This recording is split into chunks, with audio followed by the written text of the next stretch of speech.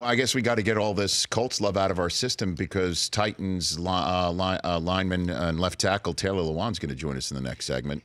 And that team, I like that team a lot. That Titans team. I do too. I like Vrabel a lot. I like the way he's doing things. And Taylor has emerged as one of the best leaders, I think, in football. And whatever he's doing, everybody else, when he came out as boss hog or whatever, everybody was behind him when he got his big payday. I think they got something special down there in Nashville. What do you think, Pat McAfee, about Mariota? I think he's top. He's top half of the in quarterbacks in the league. I think he's figuring it out, right? I mean, he's never really had like a sturdy scheme or a sturdy system around him. Well, the exotic smash mouth is what they were calling it the last couple of years of the malarkey era. I tried to rent an exotic vehicle yesterday. Turns out very expensive. But the exotic smash mouth could be awesome.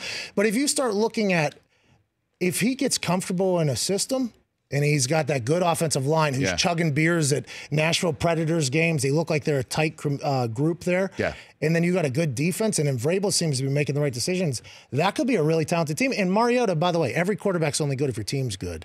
If your team sucks every year and never wins, I mean, you're not going to be considered a good quarterback. So all he's got to do is win, and everybody starts talking about it. Well, he's a two-way threat. He throws a beautiful deep ball. He just needs to, from what I'm hearing and what I see, that second read, he's just married to that first read pre-snap, and it's very difficult for him to find that second, third guy post-snap more often than not. It's like he never does it, but... As a guy that played quarterback in practice... Yes, Pat.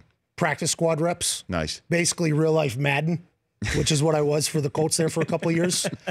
When you look at that card, and they have the one... whoever it is, the X, I don't even know the name of it, but it's the left wide receiver, and they circle it, and they say this is the one option, and then the tight end is the two option.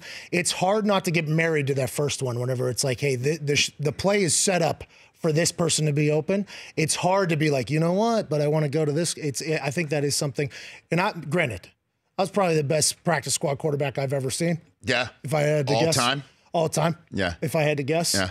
A lot of completions. The week we played the New Orleans Saints back in the day, I was acting as if I was Drew Brees. Yes. Jimmy Graham was a tight end. I threw for 5,000 yards that week, and I knew we were in for a big trouble, and we were. We lost by 60 in the Dome down there, and I knew it was coming because me and Drew put up the same numbers. Well, when Peyton came back to the Indianapolis, you played him that week because you had such command of the offense, right? I was fourth down quarterback that night. Just fourth down quarterback, but in the defense, in the practice, they didn't let me sling the rock. No, they did not, huh? No, the new regime thought I should just go stand on the other field and practice how to punt with Vinatieri and then go and kind of hang up on myself. Oh, yeah, it was a shame. It was a shame. I had a lot of fun in practice whenever I was young. My first couple of years, I was literally running scout team quarterback. It was hilarious. It was one of the most hilarious things I've ever been a part of. The Rich Eisen Show, weekdays at noon Eastern on Audience.